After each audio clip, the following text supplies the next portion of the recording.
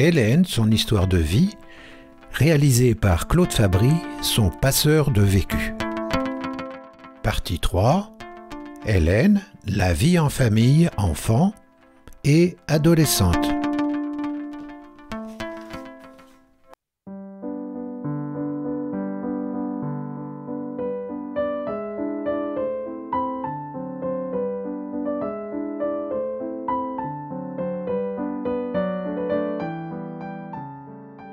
De l'ambiance générale. J'ai donc eu après moi, 4 ans après moi, une sœur qui est née, donc la famille était constituée. Alors mon frère, qui était beaucoup plus âgé et qui lui était un adulte déjà accompli d'ailleurs, qui est parti faire sa vie puisqu'il s'est marié et il a eu des enfants, donc il a quitté la famille. La famille, dans ma préadolescence et jusqu'à ma majorité, c'était papa, maman, ma sœur et moi.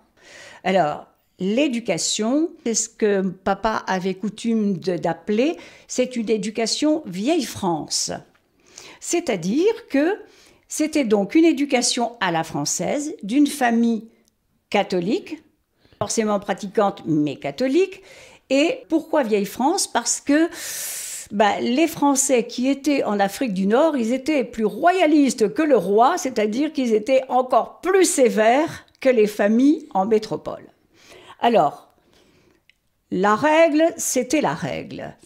Et la famille était ainsi constituée. Papa, c'était l'homme de la famille. Donc, il est devenu d'ailleurs plus tard, en vieillissant, le patriarche. Donc, quand il avait dit quelque chose, c'était lui qui avait raison, n'est-ce pas ?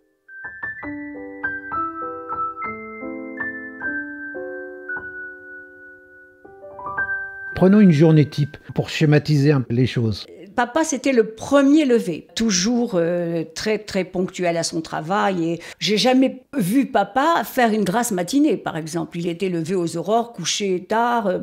Donc, papa, lui, prenait son petit déjeuner, puis hop, il était au travail, puisqu'il avait sa propre entreprise. Nous habitions, l'appartement était au-dessus de l'entreprise, si j'ose dire. Il y avait des salariés ? Oui, des salariés, mais il peut y en avoir 5-6. Il y avait des apprentis, il y avait tout ça. Frère qui a travaillé avec papa pendant un temps jusqu'à ce que lui-même parte venu en France travailler dans les mines dans la région de Metz, un ingénieur à l'époque. Donc il est venu et il a fait sa vie là.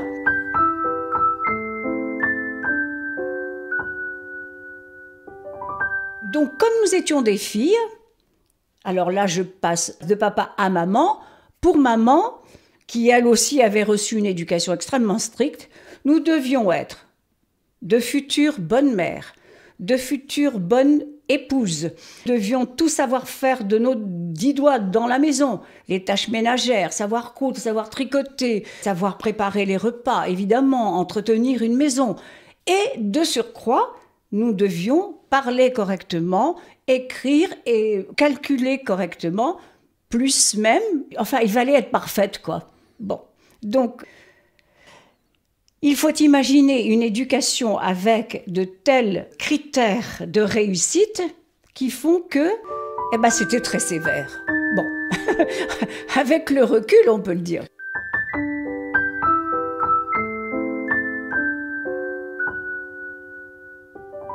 Le ressenti, disons qu'on regimbait quelquefois. C'était quand même un peu dur. On n'avait pas droit à grand-chose.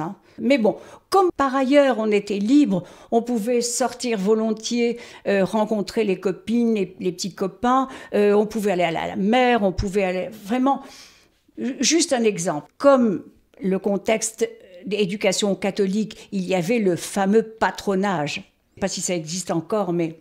En tout cas, le patronage, c'était une organisation comme un centre social. Sauf que c'était monsieur le curé qui s'occupait de ça, quoi. Et donc, on faisait toutes sortes de choses. Des jeux collectifs, toutes sortes d'activités. On avait la possibilité d'y aller, aucune restriction.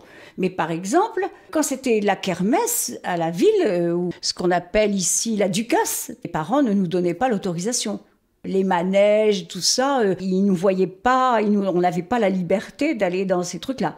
Bon, et puis surtout que, de surcroît, c'était payant.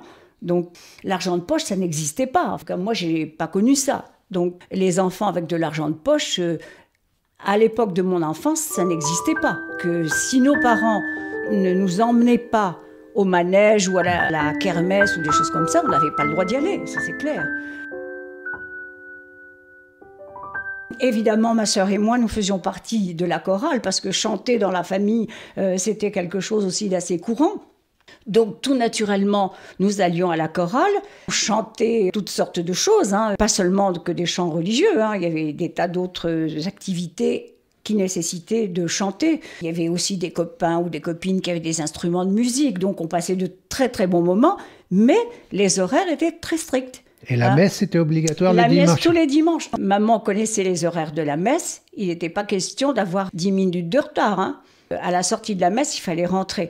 Parce qu'une coutume qui existait en Algérie, qu'on retrouve volontiers dans les grandes villes espagnoles, par exemple, c'est le système de la Rambla. Et il y avait une grande avenue, qui s'appelait l'avenue Gustave Jaubert d'ailleurs, où les gens qui se promenaient allaient et venaient sur l'avenue. Ils se rencontraient, ils parlaient, ils s'arrêtaient, les messieurs allaient boire un verre dans un café, pas les dames évidemment. Et nous, les jeunes, et surtout les jeunes filles, enfin les préadolescentes, on aurait bien aimé pouvoir se promener. Pour les parents, c'était vraiment hors de question pour les filles. Les filles de bonne famille, ça ne se promenait pas sur l'avenue. Donc, à la sortie de la messe, c'était clair, direction la maison. Et j'ai souvenir d'avoir bavardé un petit peu avec des amis sur le chemin et de voir maman arriver qui venait au-devant de nous chercher pour savoir où nous étions. Donc voilà. Alors, comme je le disais, pas d'argent de poche, donc en dehors du patronage et des activités qui étaient proposées par l'école, rien. C'était clair, on n'y avait pas accès. J'ai souvenir d'ailleurs que, par exemple, tous mes oncles, tantes et tout ça, tous les adultes, c'était absolument nécessaire. On vous voyait nos tantes, oncles et autres cousins. Les seuls que l'on pouvait tutoyer, c'était les enfants de notre âge. Tante Jeanne, oncle Édouard, très très cérémonieux. Par exemple, un moment très fort où on rencontrait tout le monde, c'était à la Toussaint. Pour moi, c'est un souvenir. Retrouver évidemment les cousins, les cousines, puisqu'on allait sur la tombe de gens qu'on ne connaissait pas. Parce que moi, j'ai pas connu mes grands-parents alsaciens, puisqu'ils étaient en Alsace, et ma grand-mère d'Afrique du Nord, je l'ai connue que dans ma toute petite enfance. Donc, j'ai pas vraiment de souvenirs. C'était déjà pour moi une dame extrêmement âgée. Donc, ce ne sont pas vraiment de bons souvenirs. Le seul qui sortait un peu du lot, c'était le fameux oncle Édouard, qui était le bon campagnard. Il faisait un peu voler en éclats toutes ces choses-là. Il était plus chaleureux. Quand oncle Édouard venait à la maison, il y avait une ambiance plus détendue, moins obséquieuse. Bon. Mais ça venait de papa, hein. Alors, peut-être que les cousins étaient comme ça, mais ça venait de papa. Pour lui, c'était très important, c'est la relation familiale. Je ne sais pas d'où il tenait ça. Les enfants n'avaient pas le droit de parler, évidemment. Bon, c'est sûr, hein, c'est comme à table. Si on voulait dire un mot, il fallait demander l'autorisation.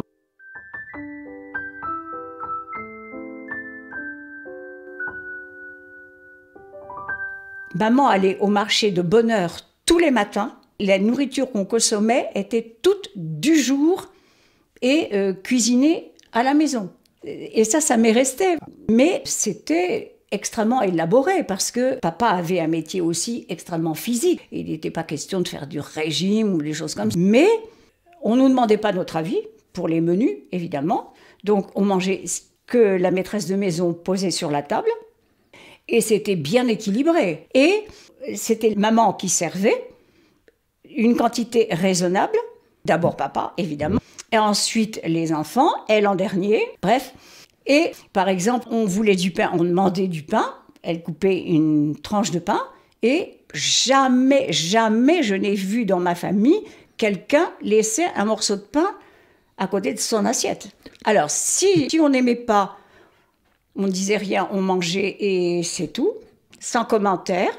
Et si éventuellement on en voulait plus, on pouvait demander un petit peu plus. On en avait. J'ai toujours entendu dire que la bouillabaisse de maman, c'était quelque chose d'extraordinaire. Et moi, je détestais la bouillabaisse. L'odeur du poisson, vraiment, je n'aimais pas. Mais c'était comme ça. Le jour où il y avait une bouillabaisse, Moi, je savais que c'était une pilule à avaler.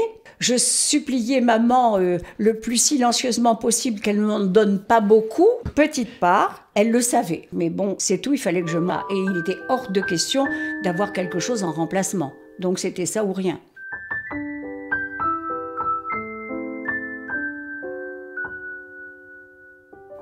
Quand papa avait fini son repas, il avait toujours un petit temps où il se reposait.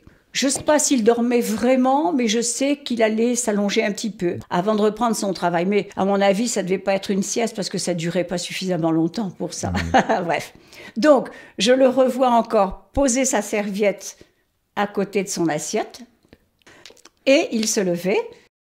Bien sûr, les enfants ne se seraient pas levés avant le départ de papa.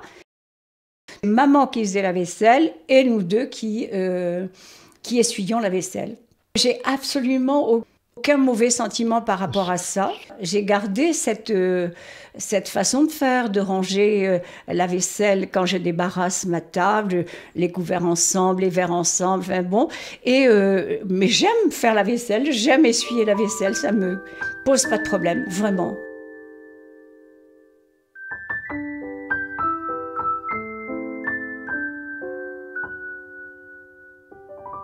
J'aimais beaucoup ça, le sport. On avait 2 stades, pas très loin de chez nous, et on allait au stade, mais c'était en lien avec l'école, ça. Hein. J'ai fait beaucoup d'athlétisme, et on pouvait aller au stade tous les jours si on voulait. On avait une carte qui nous était délivrée par l'école.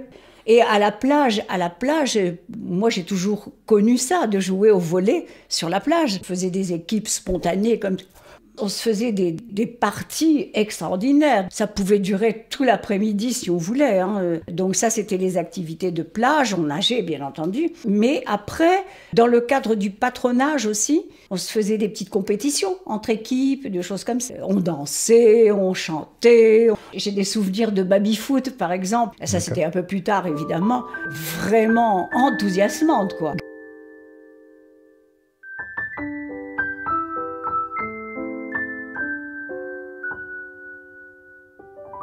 C'est ça aussi qui est extraordinaire et qui m'a beaucoup surprise quand je suis arrivée en France, c'est que moi, de toute petite enfance, j'ai toujours connu la mixité. Et c'est quand je suis arrivée en France que je me suis retrouvée à l'école normale de Nancy, où il y avait l'école normale de filles, l'école normale de garçons, et qu'il était extrêmement mal vu que les filles soient vues avec des garçons. C'était quelque chose qui m'a énormément surprise.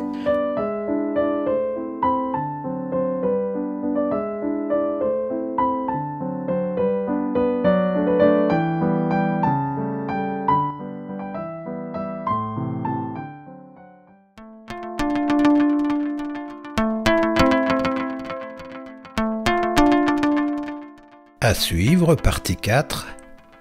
Hélène, sa vie d'adulte avant de partir de la maison familiale.